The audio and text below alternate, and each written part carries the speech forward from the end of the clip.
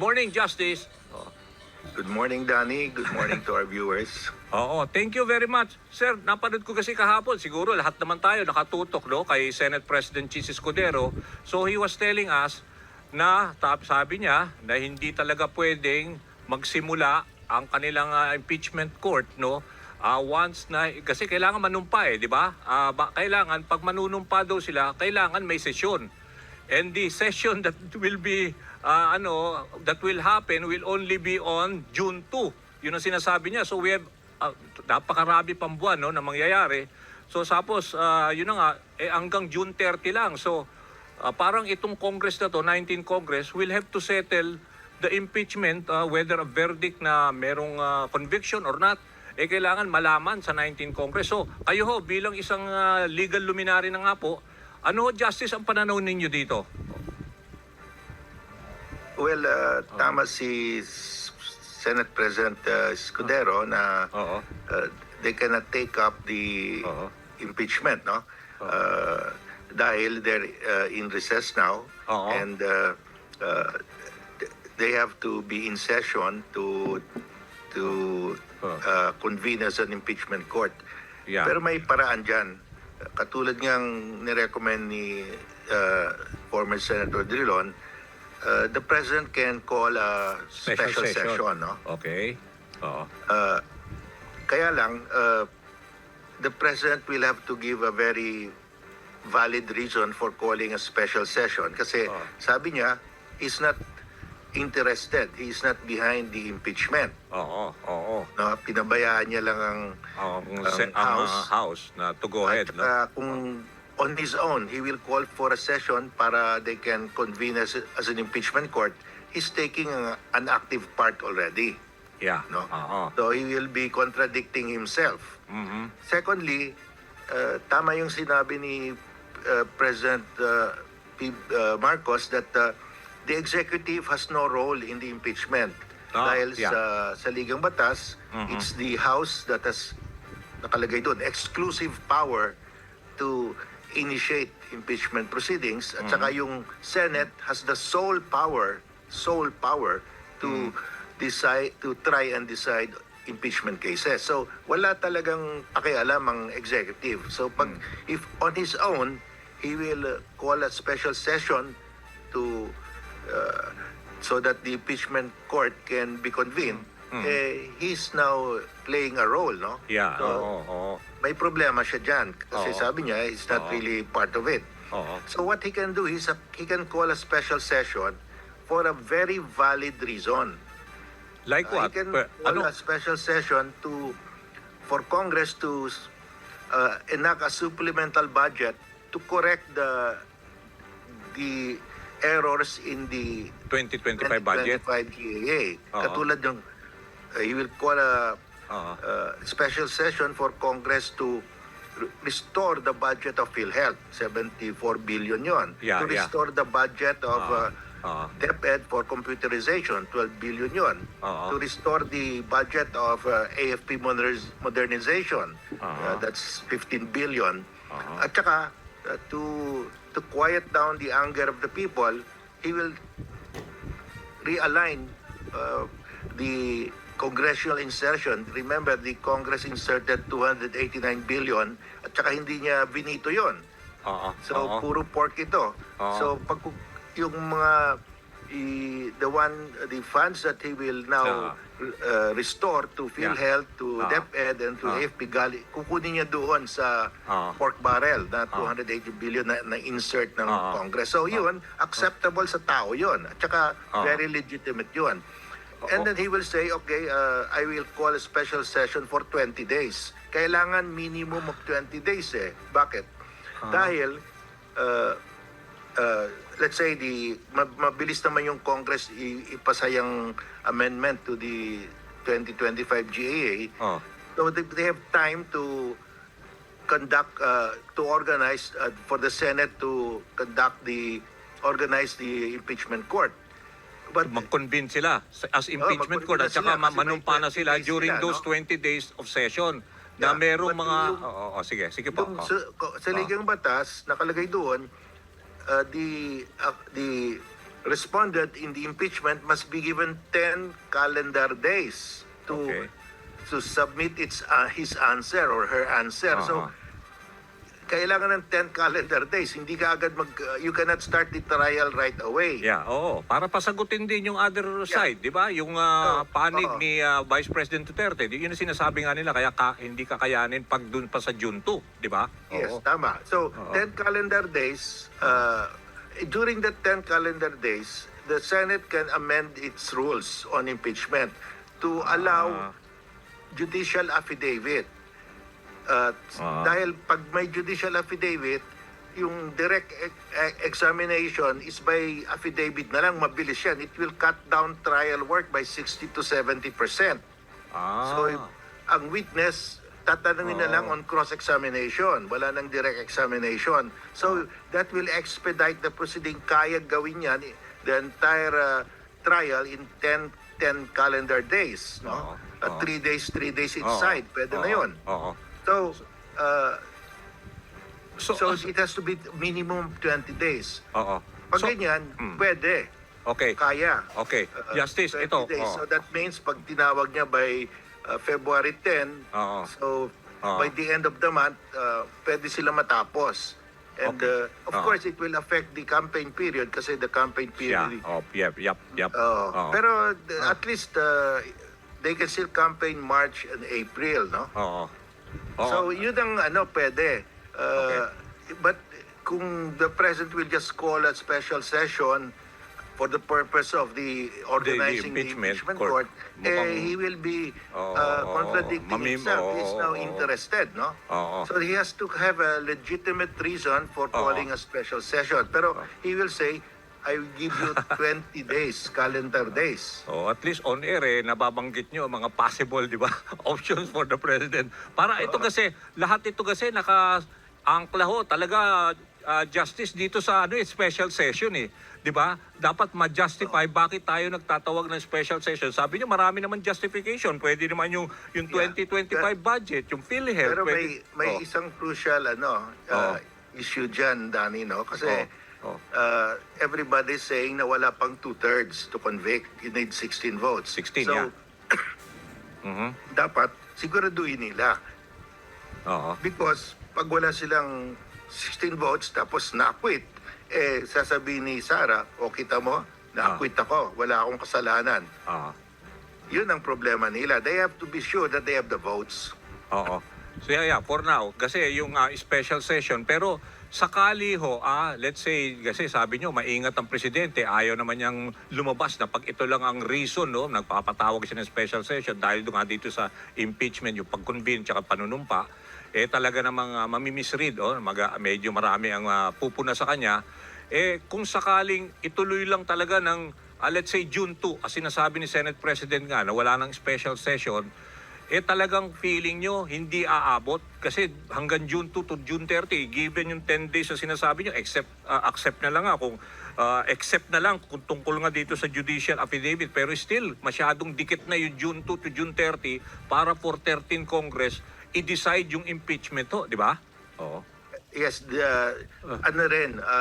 gipit na rin dahil pag June 2 sila mag-resume, they have to give Sara 10 calendar days. To June respond. 12 June 13, they will adjourn already under their present calendar. Oo. So, kailangan pa rin ng special session. Tatawagin pa rin ng President ng special session. Ganyan din. Uuwi rin dyan. Kasi hindi kaya ng, from June 2 to June 13, hindi kaya. Oo. So ngayon, Justice, ang sinasabi nyo, pareho kayo ng pananaw ni election lawyer, yung patigan nating election lawyer si Romulo Macalintal. Pag ito hindi na-decide hanggang June 30, June 2, June 30 at walang special session, hindi pwede makialam ang 20th Congress? Tama? Hindi pwede. Kasi kasi yung tatawid naman, sa 20th Congress. Itong pwede 19th naman, Congress. the 20th Congress can revive it. The Okay. 20th Senate. Oo, Senate. Mag-iiba yung makeup ng Senate by the... They can revive it because pending matters can be revived by the succeeding Senate. Wala namang prohibition Ang prohibition, no new impeachment within 1 year. Yun na nga. from the time the House transmitted the articles of impeachment, you count 1 year bago ka maka-file ulit. Oo. So, yung House ang prohibited. Hindi pwede sila mag-accept ng No. impeachment for 1 year. Oo. I see. Kaya nga, so ibig Pero sabihin, yung na-file na sa Senate, pwede nilang they can use that, they can continue that in the next Senate. No? as impeachment. So, ibig sabihin, yung bagong halal na 12 senador, they can sit as judge? Tama? Yes.